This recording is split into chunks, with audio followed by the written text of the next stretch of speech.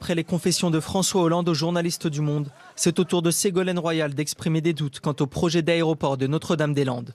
Face au blocage du site, elle s'oppose une nouvelle fois au Premier ministre. Il vaut mieux arrêter les frais. La justice a tranché. Et donc quand il y a des propos comme cela, on ne revient pas sur la parole du Premier ministre. Ségolène Royal ? Je ne sais pas. Mais on ne revient pas et on ne joue pas avec la démocratie. Ce projet se fera, il se fera avec méthode, et personne ne peut mettre en doute non seulement l'autorité du Premier ministre, mais l'autorité des électeurs. C'est un nouvel exemple, alors je ne veux pas utiliser de gros mots, mais de ce qu'est devenu ce gouvernement, c'est-à-dire un gigantesque foutoir. Je viens à Florange dire que j'ai respecté l'ensemble de mes engagements. La phrase du jour est signée François Hollande. Le président de la République donne ce matin une interview dans plusieurs quotidiens locaux. Non, les hauts fourneaux ne tournent plus, ne fument plus, n'existent plus là-bas. Mais la reconversion est en marche. Oui, d'accord, mais bon, si vous voulez, je ne pense pas qu'on puisse remplacer l'industrie française. D'ailleurs, Florange était un site rentable. Le président de la République a l'air de faire un peu la tournée des popotes pour faire le bilan de ce qu'il aurait promis, pour dire si, vous n'avez pas bien compris, mais j'ai tenu mes promesses. C'est en toute discrétion que François Hollande arrive sur le site d'ArcelorMittal. Il est attendu par la direction et quelques salariés. Une visite sous contrôle pour éviter toute image gênante.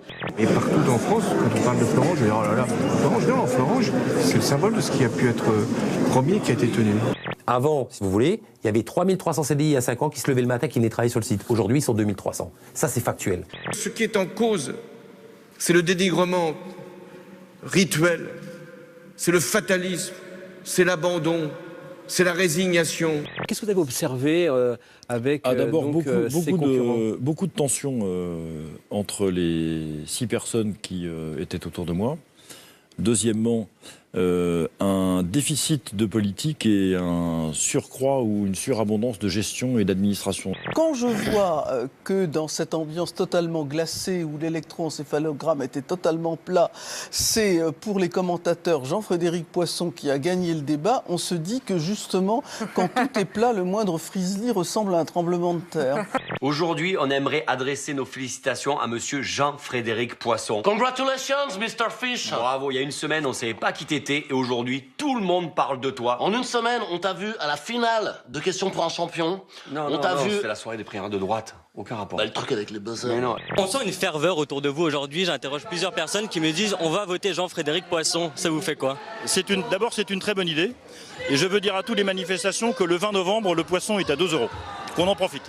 Et hier, tu étais à la tête du cortège de la manif pour tous. C'est bien, ça met un coup de fraîcheur là-dedans. Trinity Gay était l'un des grands espoirs de l'athlétisme américain. Dans la droite lignée de son père, Tyson Gay, l'homme le plus rapide sur 100 mètres après Usain Bolt. Mais Trinity est morte ce week-end. Elle a été tuée par balle, prise entre deux feux lors d'une fusillade sur ce parking de restaurant à Lexington, dans le Kentucky. Elle avait 15 ans. Tout a commencé cette nuit. Le Premier ministre irakien annonce le lancement de l'offensive au sol pour libérer Mossoul aux mains de l'État islamique depuis juin 2014. Toute la nuit, l'artillerie a pilonné. Près de 3000 djihadistes seraient prêts au combat. Mais à l'approche de Mossoul, les premières poches de résistance. Ce véhicule sort du village à vive allure. Il fonce sur la ligne de chars irakiens. Un véhicule kamikaze, bourré d'explosifs. Ce client britannique, particulièrement maladroit, va casser 4 télés d'un coup. La séquence filmée par une caméra de surveillance fait beaucoup rire la toile, mais il y en a tout de même pour plus de 5 000 € de matériel. Le magasin, probablement assuré, n'est pas rancunier, c'est lui qui a diffusé la séquence sur le net.